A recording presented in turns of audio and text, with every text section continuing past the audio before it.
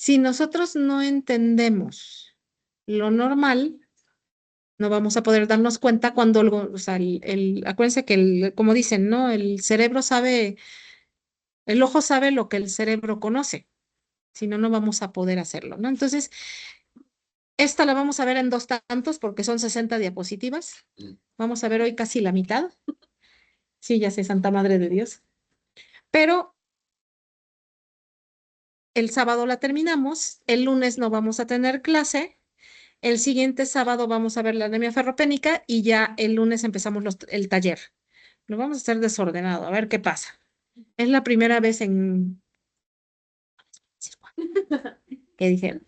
En mucho tiempo que me pasa esto, pero bueno, vamos a ver cómo nos va. Entonces empezamos. Síndrome anémico. Empezamos. ¿Qué es un síndrome? Conjunto de signos y síntomas. Si yo digo que alguien tiene síndrome anémico, lo único que estoy diciendo es que tiene astenia, dinamia, cefalea, palidez, palpitaciones, todo lo que conlleva el síndrome anémico. O sea, a lo que voy es que no es un diagnóstico, por lo menos no nosológico, ¿no? Ya sabemos, hacemos la historia clínica, luego hacemos diagnósticos sindromáticos y ya con los diagnósticos sindromáticos podemos empezar a armar diagnósticos nosológicos, ¿no? Entonces, lo primero es integrar el síndrome.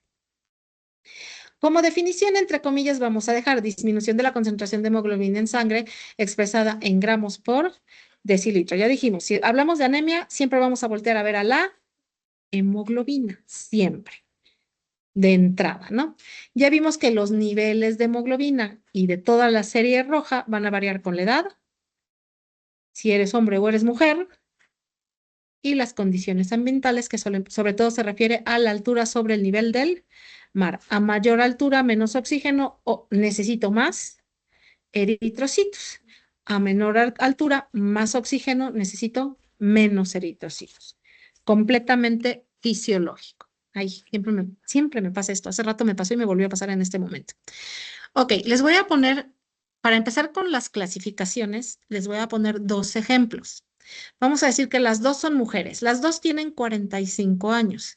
La primera de ellas llega caminando a su consultorio porque se siente mal, ¿no? Entonces dice, es que me duele la cabeza y estoy cansada. Y como ya todo lo googlean, dijeron, metieron sus síntomas y dijeron que necesitaban una biometría hemática. Entonces ya traían la biometría hemática en la mano.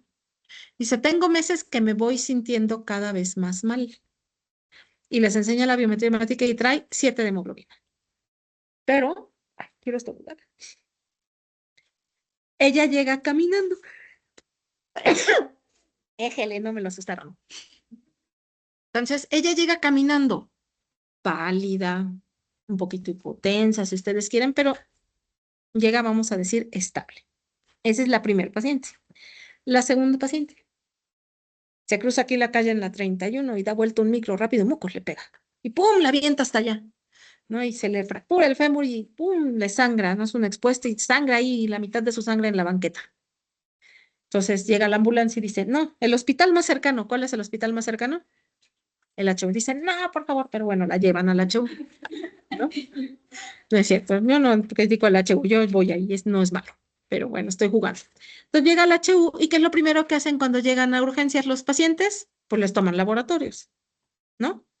Y ya sale la biometría y dice 7 de hemoglobina. Pero ¿cómo llega esa paciente? Llega en la ambulancia para empezar, llegará hipotensa. Sí, se le acaba de salir la mitad de su sangre en la banqueta y trae 7 de hemoglobina. Taquicardia, pulso filiforme, hipotensión, puede llegar inconsciente. ¿Por qué si las dos tienen 7 de hemoglobina, clínicamente están tan distintas?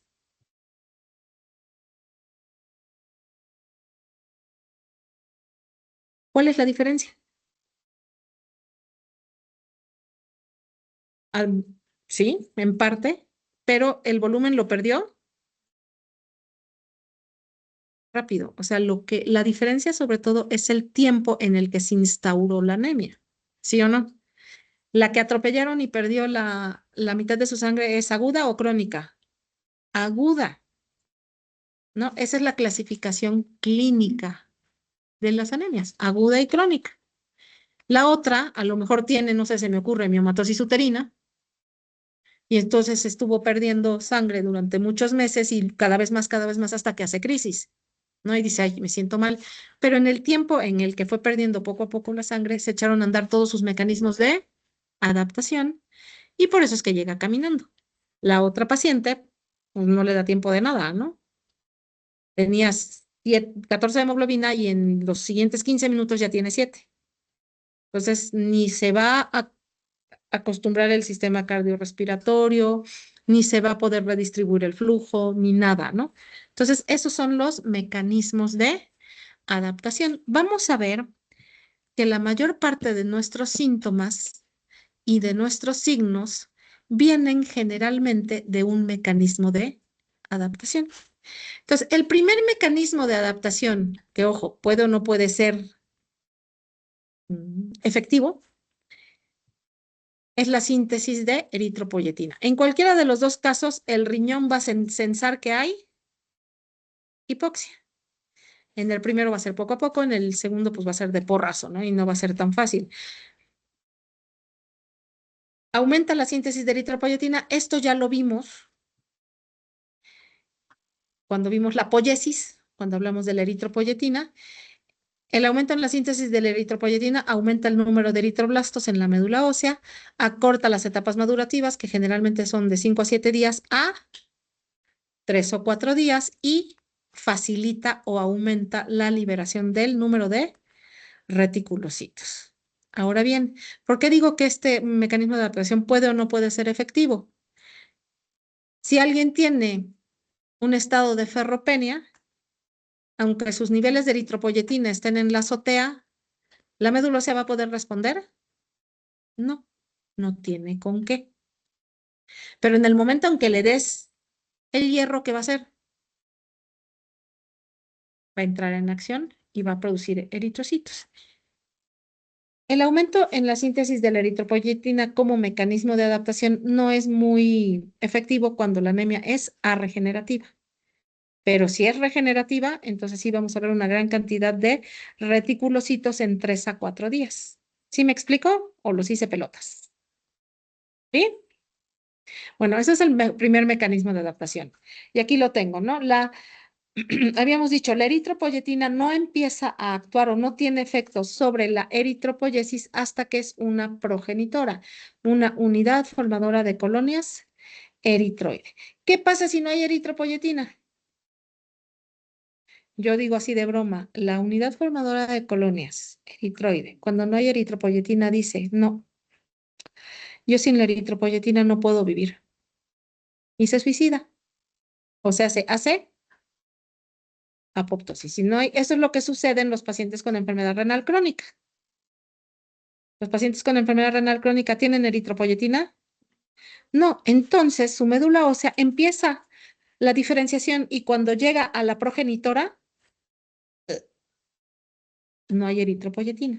Si hay eritropoyetina, la unidad formadora de colonias eritroides tiene muchos receptores, el proeritroblasto tiene muchos receptores de eritropoyetina, el eritroblasto basófilo tiene muchos, el eritroblasto policromatófilo ya tiene menos.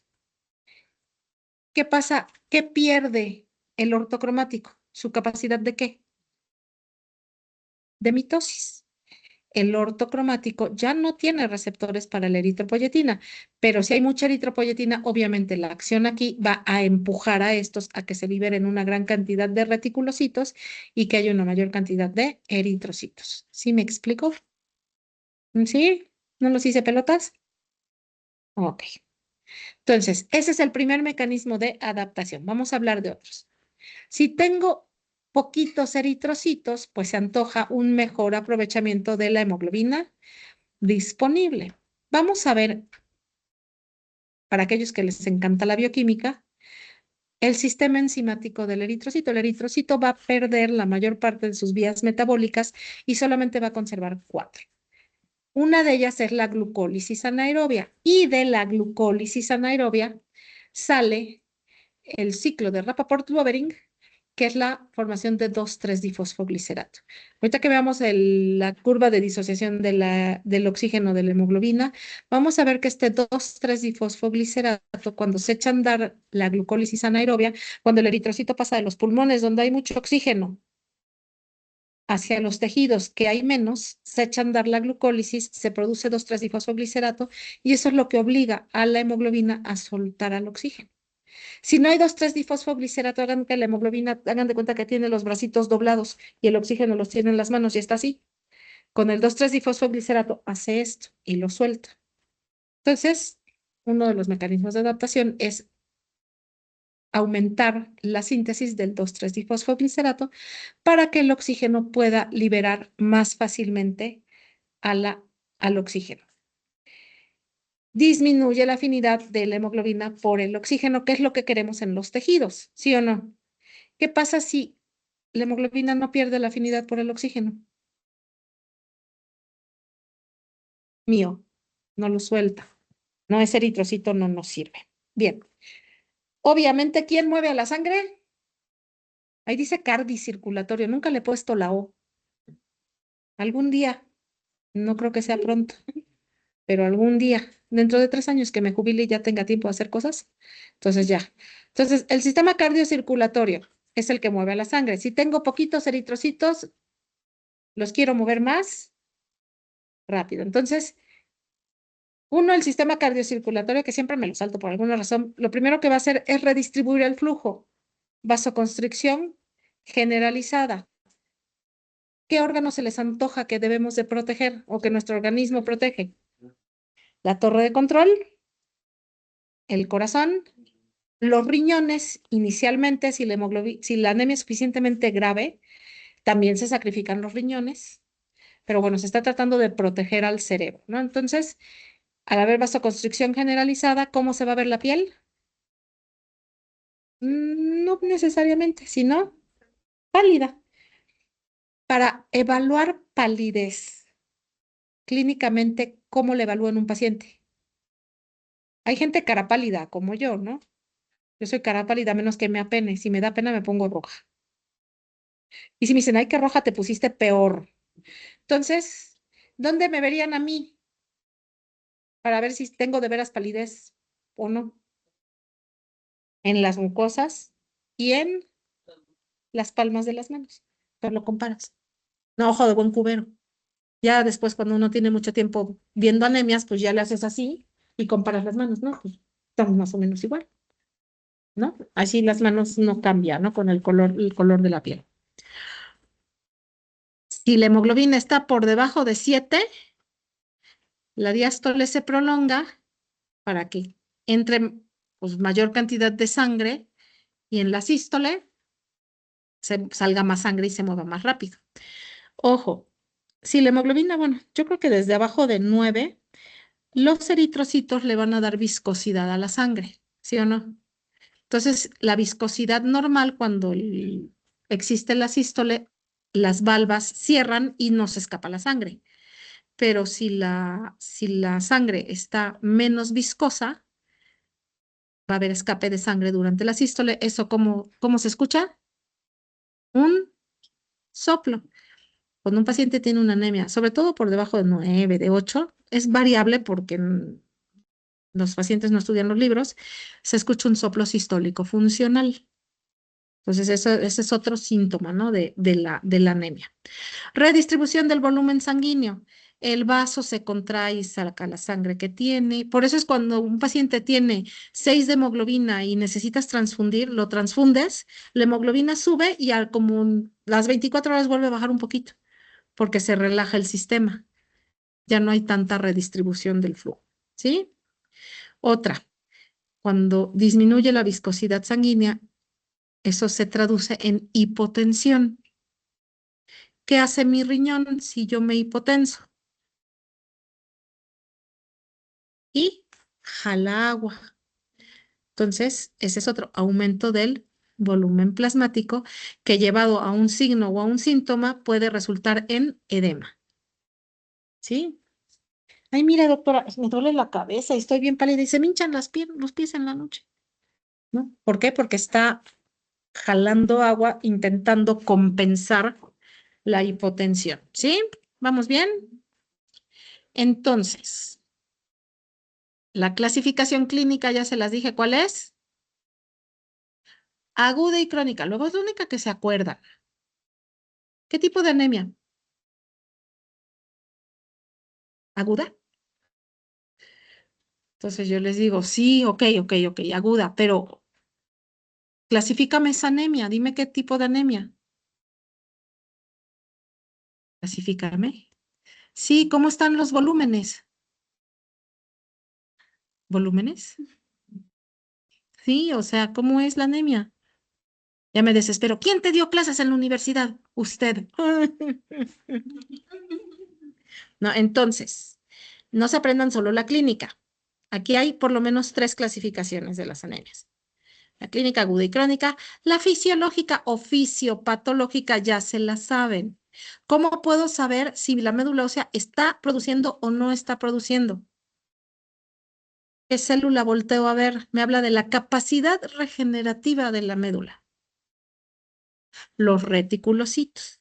Entonces, la clasificación fisiopatológica es la que ocupa a los reticulocitos y es regenerativa o arregenerativa. ¿Cuál es el punto de corte? 2%. Si está por debajo de 2%, digo arregenerativa. Si está arriba del 2%, regenerativa. Si el paciente tiene anemia, ¿qué le tengo que hacer a los reticulocitos? Corregirlos. El hematocrito del paciente entre 45 por los reticulocitos. ¿Sí? La clasificación, ahorita la vamos a repasar, fisiopatológica, me va a hablar de la producción eritrocítica, si está asociada a padecimientos hematológicos o me orienta, y si hay destrucción o pérdida de eritrocitos. Nuevamente, regenerativa o regenerativa. Ahorita le vamos a machacar más, ¿sí? Y la clasificación morfológica. Para decir si es normocítica, microcítica o macrocítica, ¿qué parámetro de la citometría hemática voy a voltear a ver?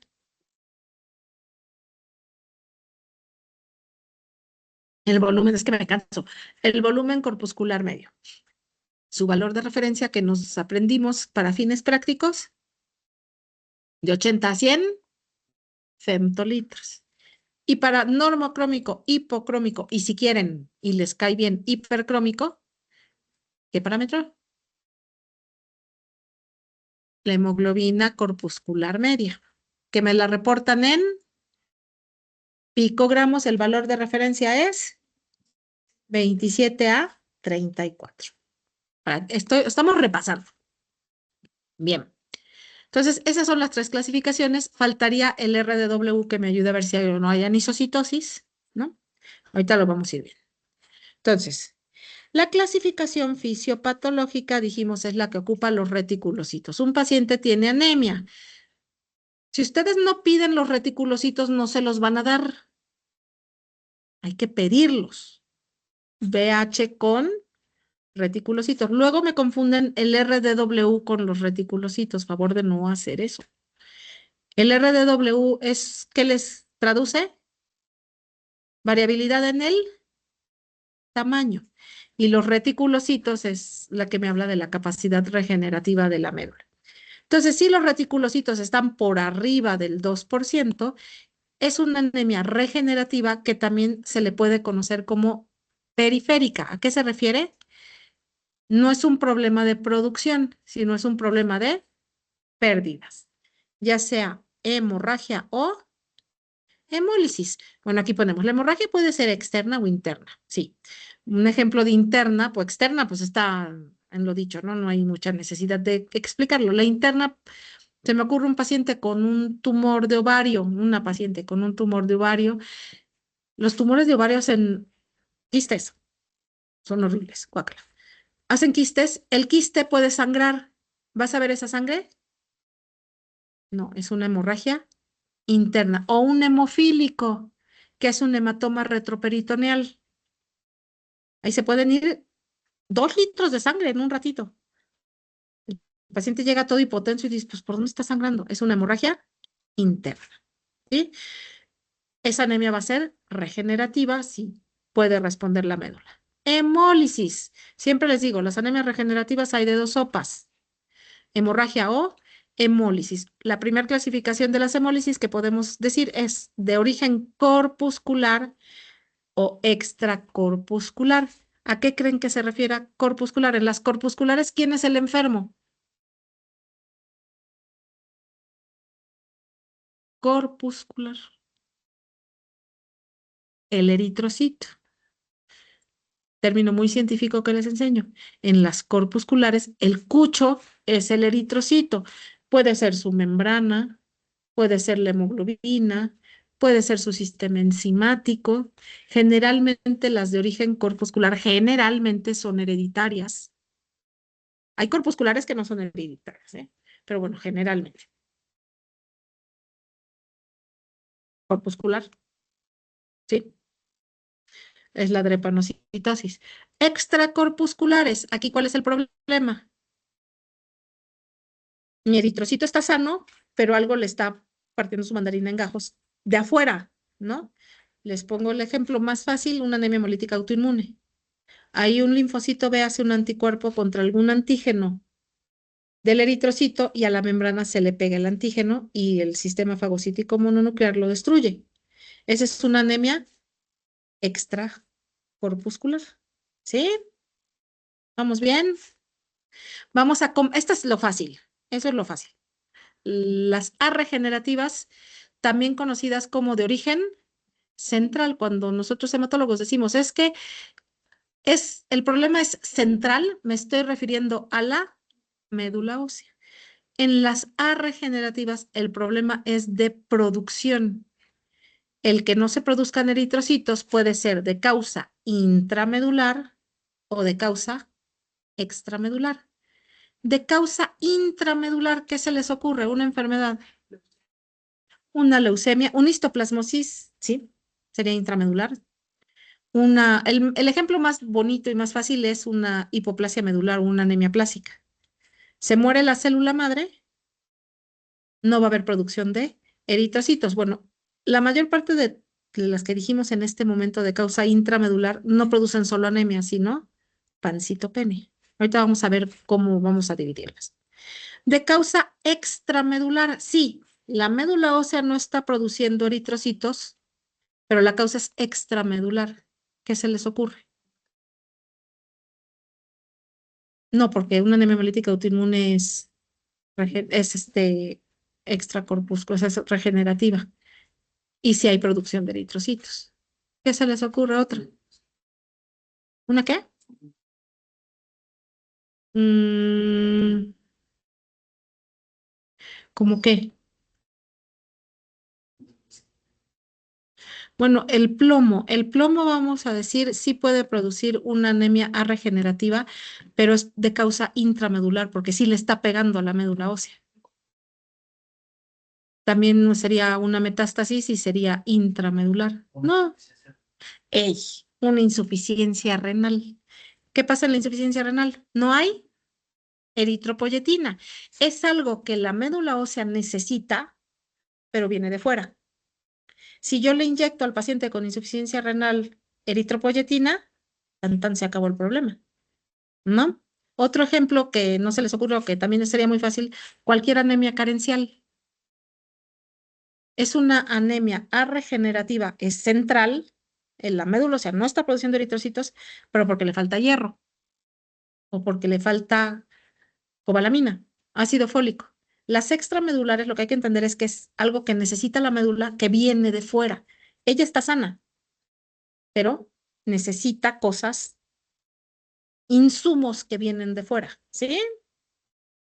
¿Seguros? Esta clase es repetitiva, Moch, pero es para que vayamos. La repetición es muy poderosa, ¿no? Dicen que para aprender tenemos que olvidar y luego volver a aprender y luego olvidar y luego volver a aprender hasta que se te queda, ¿no? Entonces, anemias regenerativas. Las regenerativas, ya les he dicho muchas veces, hay de dos sopas, hemorragia o hemólisis. Bueno, aquí ponen hemorragia aguda y crónica. La crónica generalmente más me da regenerativa, pero bueno, así estaba, lo dejé. Hemólisis, ya les di una clasificación corpuscular y extracorpuscular, otra clasificación para terminar de complicar las cosas. De causa hereditaria y de causa adquirida. Ejemplos de hereditaria: drepanocitosis, talasemia, esferocitosis, elictocitosis hereditaria, deficiencia de enzimas, la deficiencia de glucosa 6-fosfato deshidrogenasa, deficiencia de piruvato sinasa, todas esas son problemas hereditarios. Adquiridas: anemia hemolítica autoinmune, la hemoglobinuria paroxística nocturna, una hemólisis por parásitos, una hemólisis por medicamentos, todas esas son adquiridas. ¿Sí? Vamos a las difíciles, las regenerativas. Decíamos, un paciente puede tener anemia regenerativa, pero puedo lesionar a diferentes niveles la hematopoiesis. Si yo le pego a las progenitoras pluripotenciales, ¿qué me va a dar? ¿Solamente anemia? Pancitopenia. Aquí pongo ejemplos. Lesiona células pluripotentes. Anemia plástica o hipoplasia medular, síndrome mielodisplásico, mielofibrosis, que antes era idiopática, ahora mielofibrosis primaria. Todas estas me van a dar pancitopenia porque le estoy pegando desde muy temprano en la hematopoiesis. Ya les dije que es mieloptisis. ¿Qué es mieloptisis?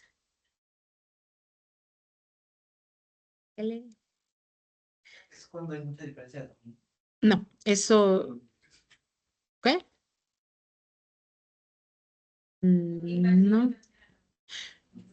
Cáncer en la médula ósea, pero un cáncer no hematológico. Y les comentaba yo, los que más se meten a la médula ósea es el cáncer de mama, el cáncer de próstata y el cáncer de pulmón.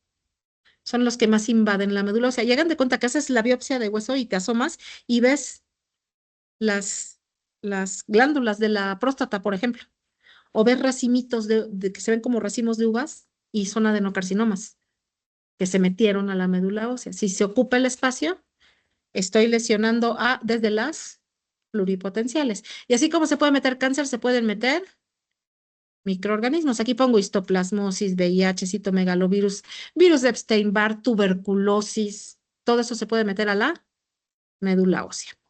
Y medicamentos, el ejemplo más fácil sería la quimioterapia. La quimioterapia le pega a las células que se están en fase de síntesis o que están en fase de mitosis, dependiendo la quimioterapia, le va a pegar a las pluripotenciales y nuevamente me va a dar generalmente por lo menos visitopenia o pancitopenia. Estaba yo hasta arriba, me bajo hasta las comprometidas, también conocidas como progenitoras o unipotenciales. Aquí solamente ya me va a producir anemia. Eritroblastopenia es lo mismo que decir aplasia pura de serie roja. Es decir, hacemos un aspirado de médula ósea, te asomas y no hay eritroblastos. Eritroblastopenia, ¿sí? Puede ser congénita, puede ser adquirida o puede ser diseritropoyética. Vamos a ir viendo las enfermedades, ¿no? Esta es hereditaria, Black Van Diamond. Un timoma, el timo, se hace un tumor en el timo y empiezan a salir linfocitos T autorreactivos que destruyen eritroblastos o se forman autoanticuerpos contra eritroblastos. Idiopática, que hay una adquirida que no puse y que es frecuente, que es la infección por parvovirus B19. ¿Cuál es esa? ¿Cuál? El de la cachetada, ¿no? También le dicen la quinta enfermedad. Por alguna razón al parvovirus le gustan los eritroblastos. Infectar eritroblastos y los destruye, ¿no? Entonces, causa de anemia regenerativa ya a nivel de las progenitoras, ya me dio calor, o comprometidas. ¿Qué sigue después de las progenitoras? ¿Qué células siguen?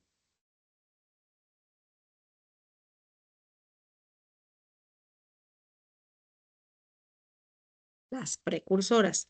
Acuérdense, las precursoras son desde el proeritroblasto, eritroblasto basófilo, policromatófilo, ortocromático, reticulocito. Todas son las precursoras del eritrocito. Puede ser Ejemplos, disminución en la síntesis de ADN ya está aquí. ¿Para qué necesitamos a la cobalamina y a los folatos? Para la síntesis de DNA. Si no hay síntesis de DNA, no hay eritrocitos. Si no hay síntesis de hemoglobina, no hay eritrocitos. Anemia regenerativa. ¿Bien? ¿Vamos bien? ¿O ya se aburrieron? Yo sé, las clasificaciones son odiosas, yo lo sé, pero bueno, ni modo, tenemos que clasificar las cosas, no nos queda de otra. Ok, la morfológica ya no la sabemos, ¿sí o no? Microcítica, hipocrómica, aquí debería de ser 27, no sé por qué puse 28, pero bueno, menos de 80, menos de 27. Los ejemplos más fáciles es la ferropénica y las talasemias. La ferropénica es regenerativa, las talasemias en general son regenerativas. Normo. Ahí es cuando nos da problemas. Cuando digo, ¿qué tipo de anemia? Normo, digo, ahora tengo que pensar, ¿no? Hemolíticas, están dentro de los rangos, hemolíticas, hemorragias agudas, aplasia medular, infiltración de la médula, enfermedades crónicas. Macrocíticas, ya no puse el hipercrómica, si quieren lo pueden decir, más de 100. Todas las causas de anemias megaloblásticas, hipotiroidismo, hepatopatía, borrachismo, o sea, alcoholismo crónico, todas esas me van a dar anemia megaloblástica. Ya la vamos a ver.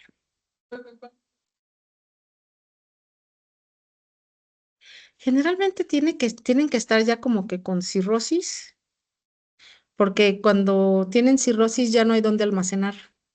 Entonces el ácido fólico ya no se almacena, ya no puedo hablar.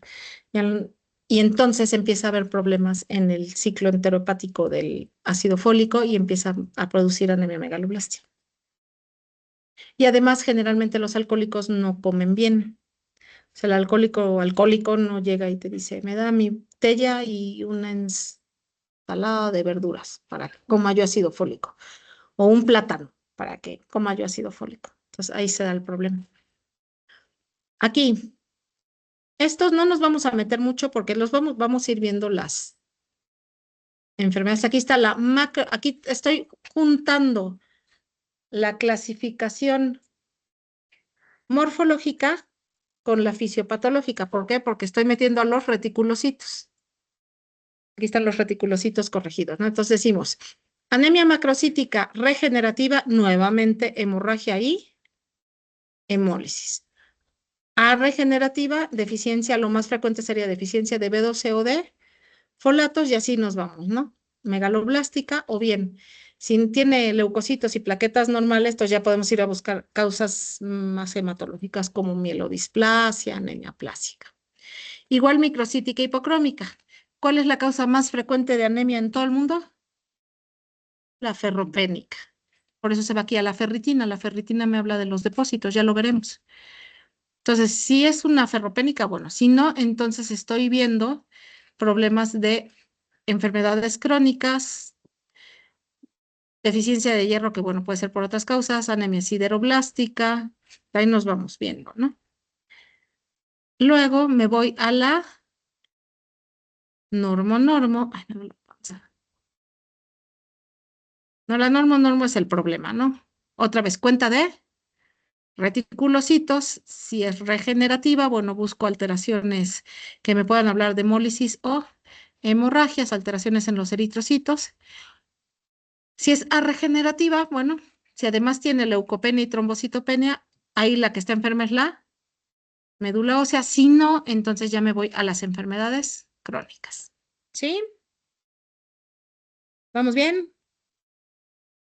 Y finalmente me voy al RDW o ancho de distribución eritrocitaria, que es AD, o índice de distribución eritrocitaria, IDE, con la morfológica.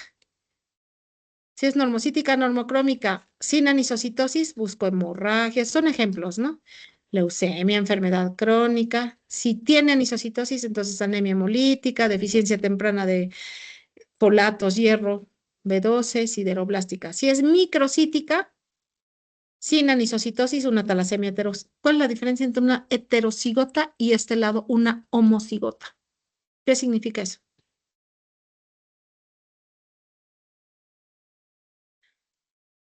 Si yo digo que es una talasemia heterocigota, quiere decir que por lo menos tiene un gen que es normal. Y si digo es homocigota, no tiene ninguno. Obviamente, clínicamente, ¿a cuál irá peor? A los homocigotos, ¿no? Porque no tienen. Macrocítica, bueno, mielodisplásico contra deficiencia de B12 y folato. Lo que les decía, ¿no? El volumen corpuscular medio y la hemoglobina corpuscular media va variando desde recién nacido a término. 1 a 7 días, 3 meses, menos de un año, de 1 a 12, no embarazada, ay, no, Dios mío, por favor. Entonces, ¿cuál nos vamos a aprender? Del volumen corpuscular medio de 80 a 100 y la hemoglobina corpuscular media 27 a 34. Bien, entonces, ya casi dejamos las cosas de las clasificaciones en paz. Para que un paciente desarrolle o una persona desarrolle anemia, tiene que haber un desequilibrio, ya sea falta de producción de eritrocitos o exceso de pérdida o destrucción de eritrocitos. De este lado vamos a poner a las anemias regenerativas. Me salto un momento esto y nos vamos otra vez. Las anemias regenerativas o es hemorragia o es hemólisis. Las A regenerativas, aquí tenemos disminución en la producción o en el ingreso de eritrocitos a la sangre periférica. Puede ser por eritropoyesis insuficiente, lo que habíamos dicho, anemia plástica, todos esos ejemplos, o problemas con la maduración, alteración en la síntesis de DNA o alteración en la producción de hemoglobina. Acá, los requerimientos, ¿qué pasa en la infancia, la adolescencia, la lactancia y el embarazo? De los insumos, ¿no? Si un niño está creciendo, necesita hacer músculo para crecer, necesita más hierro, necesita más ácido fólico y cobalamina para producir DNA y crecer, ¿no? Si yo no cumplo igual, la embarazada pues está siendo otro ser humano. Un embarazo acaba con los depósitos de hierro de la mujer, entonces necesita entrar más hierro. Si no logro cubrir los requerimientos aumentados que tenemos en estas etapas de la vida, se van a quedar sin los insumos y la anemia que se va a producir, ojo, no va a ser regenerativa, va a ser regenerativa. Por eso es que tiene aquí este signo de interrogación. Lo dejé ahí porque así estaba originalmente, pero aquí se refiere a un mayor consumo de los requerimientos, ¿no? Del hierro, del ácido fólico, del complejo B. ¿Sí? ¿Dudas o preguntas? Ya vamos a dejar las clasificaciones. Bendito sea Dios en paz. Y nos vamos a lo que nos gusta a los médicos, las manifestaciones clínicas. Decíamos, los mecanismos de adaptación son los que me van a dar la mayor parte de los signos y síntomas. Entonces, la palidez, vasoconstricción generalizada, astenia, disnea, fatiga muscular. ¿Qué pasa con nuestros músculos cuando hay hipoxia? ¿Qué cambian de la glucólisis aerobia a la anaerobia? La anaerobia en que termina en lactato. El lactato, ¿qué le hace a nuestros músculos? Los fatiga y los lastima, ¿no? Por eso es que cuando nos emocionamos y vamos al gimnasio el primer día, el otro día, ¿qué sucede? No podemos caminar, ¿no? Porque ay, se me pasaron las cucharadas por el lactato. Lo mismo pasa si hay una hipoxia. Disnea, astenia, las manifestaciones cardiocirculatorias, decíamos, taquicardia, palpitaciones, soplo funcional. Estamos hablando de signos y síntomas. Aunque se esté tratando de proteger el sistema nervioso o nuestro cerebro, si el paciente tiene anemia va a tener hipoxia, entonces pueden aparecer alteraciones, santo Dios, alteraciones de la visión. Cefalea es un síntoma muy frecuente en los pacientes con anemia, alteraciones de la conducta, pues si están hipóxicos, están medio locos, ya se ponen locos completos. Insomnio, si la anemia es suficientemente grave, puede haber amenorrea, igual que los y las pacientes con bulimia. Las pacientes con bulimia llegan a cierto peso corporal y ¿qué pasa con la menstruación?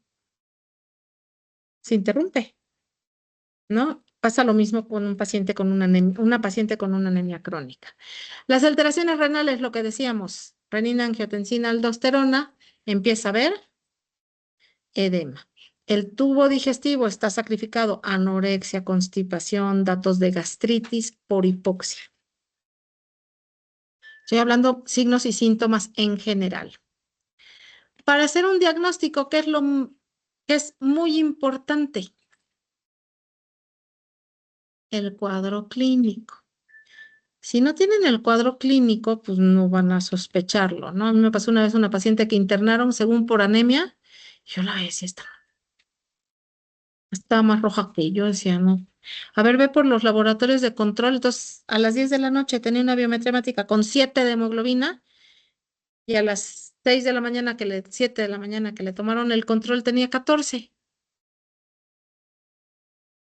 La que congeniaba más con la clínica era la de 14, ¿no? Dije, oye, ¿te transfundieron? ¿No?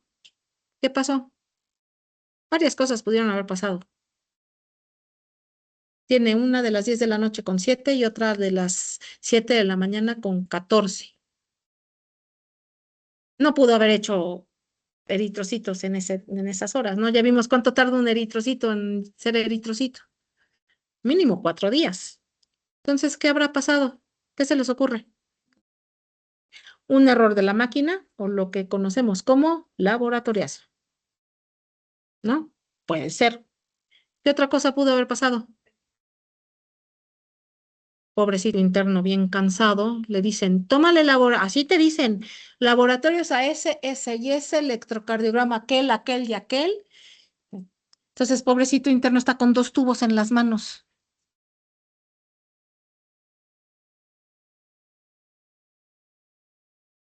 Se le escurre una lágrima, ¿no? Responsablemente, ¿qué tendría que hacer? Artículo sexto, o sea, el sexto de la basura, y volver a tomar las muestras, ¿no? Llegas con tu batea de babas, ay, le voy a volver a tomar su muestra. Moraleja de esta historia, etiqueten antes de meter la sangre, ¿no? Por acá sacas la sangre, está etiquetado tu tubo, lo pones, ¿no? Otro que le vale gorro y entonces, pues está por la vida alguien ahí feliz con su biometría hemática que dice que tiene 14. Qué raro, si yo me siento bien jodida, ¿no? Porque en realidad tiene 7 y la otra pobre que pasó una noche en el hospital pensando que tenía 7 y tenía 14, ¿no? Entonces, bueno, otra que hacen, también otra que me hacen, se les coagula la muestra. Neta, que por más que lo agiten, el coágulo no se va a deshacer y la muestra se va a hemolizar y la máquina se va a confundir, ¿no? Y otra que también hacen, sácale el coágulo, manito, con una aguja. Nadie se va a dar cuenta, nadie.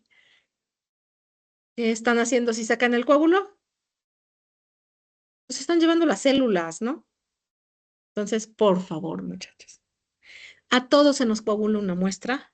A todos nos pasa que estamos cansados y no etiquetamos y todos nos pasa, ¿no? Entonces, el cuadro clínico, regresando a lo que estábamos, el cuadro clínico es lo más importante, ya que sospechamos, vemos al paciente pálido, con disnea, con palpitaciones, le pedimos su citometría hemática. ¿En qué parámetro me voy a fijar para ver si tiene o no tiene anemia? En la hemoglobina. Quiero clasificar mi anemia. ¿A dónde volteo a ver? Aquí lo puse en inglés por alguna razón. Ya digo microcítica, macrocítica, bla, bla, bla. Para ver la fisiopatológica, los reticulocitos. Si el paciente tiene anemia, ¿qué le tengo que hacer a los retis? Corregirlos. El examen morfológico de la sangre me va a decir si tiene liptocitos, si tiene dianocitos, todos los citos que vimos. Si veo esquistocitos, corro por el hematólogo, ¿no? Esa es anemia hemolítica microangiopática, harto mala. Y si tiene bisitopenia, pancitopenia, voy a hacer un examen morfológico de la médula ósea, porque ya la lesión es más arriba en la hematopoiesis. ¿Sí? ¿Vamos bien? Ya. Les prometo 6 diapositivas más y los dejo en paz. Tenemos que alcanzar al otro grupo, ¿no? 6 más y los dejo en paz. Ya sé que es TMI, pero bueno. Ahora sí, vamos con la segunda parte de la presentación, donde voy a hablar de la estructura y las funciones del eritrocito. necesito aprenderme muy bien al eritrocito. Entonces empezamos con la membrana. La membrana del eritrocito es muy importante. Es responsable de esa forma de disco bicóncavo. Contribuye a mantener su deformabilidad y elasticidad. ¿Por qué necesito que el eritrocito pueda deformarse y regresar a como estaba? Pasa por los capilares. Él mide 7 micras, los capilares miden de 2 a 3, 1 a 2, y entonces tiene que literal así, pasarse, y ya que llega del otro lado, pum, vuelve a recuperar su forma. Siempre, ojo, siempre tiene que haber un exceso de superficie en relación al volumen. Por eso es un disco bicóncavo, porque tiene mucha superficie y poquito contenido y puede deformarse, ¿no? Si yo le empiezo a quitar cachitos de membrana al eritrocito, es súper noble, se cierra. Y pum, se le cae otro cacho de membrana y se cierra. Y entonces se convierte en un esferocito. Y el esferocito puede pasar los capilares, ya no. Generalmente antes de que llegue se queda atorado en el vaso, porque el vaso es una coladera, ¿no? Entonces siempre exceso de superficie sobre volumen y está constituida por lípidos, proteínas e hidratos de carbono, como todas nuestras membranas, no tienen nada de especial. Aquí hay una foto, ¿no? Tengo una doble capa lipídica y muchas proteínas. Algunas están paralelas, yo lo pongo para ponerlo así como que en contexto. La doble capa lipídica es el techo, la espectrina, que es la proteína más abundante de nuestra membrana, es el piso, y se van a formar columnas. Tengo interacciones verticales, verticales y horizontales. ¿Qué pedo conmigo? Si yo tumbo a la anquirina, si no hay anquirina, que fue la que agarré, se va a perder una interacción vertical. ¿Qué pasa si yo a este edificio vengo y le tumbo una columna? Se desestabiliza, ¿no? Entonces pueden pasar varias cosas. Insisto, interacciones verticales, interacciones horizontales. Vamos a hablar más de esto cuando veamos las membranopatías. Ok, empezamos. Los lípidos constituyen el 40% de la membrana, del peso de la membrana. Son fosfolípidos, colesterol y ácidos grasos y están dispuestos en una doble capa lipídica, todas nuestras células. Los grupos polares al exterior, los apolares hacia adentro. Decíamos, las cargas negativas están hacia afuera, por eso eritrocito con eritrocito normalmente se repelen, ¿no? Las proteínas constituyen el 52% de el peso seco de la membrana, pueden estar parcial o totalmente sumergidas en la doble capa lipídica y el defecto de estas produce las membranopatías. No me gusta la palabra congénitas, más bien hereditarias. El núcleo básico del esqueleto es la espectrina, la espectrina es la más abundante, es esta que está aquí abajo, tiene como que dos bandas, que es alfa espectrina y beta espectrina, y ahí se van a anclar la mayor parte de las proteínas. La banda 5, también actina, es harto importante. Las otras proteínas, la anquirina, la esferocitosis hereditaria en el 40 al 60% de los casos es deficiencia de anquirina, tropomiosina. Vamos a irlas viendo las más importantes con las membranopatías, cuando veamos las anemias hemolíticas. Les prometí que nada más eran 6 más y les cumplo. Aquí nos quedamos. ¿Dudas o preguntas? ¿No? Ok, ya, vámonos todos. Ni digan, nada más tuvimos 1 hora de clase, menos. Pero es que sí cansa.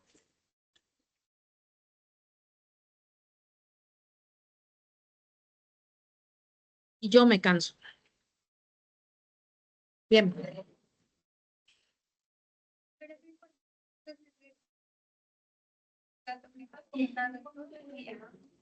Y duermen 12 horas.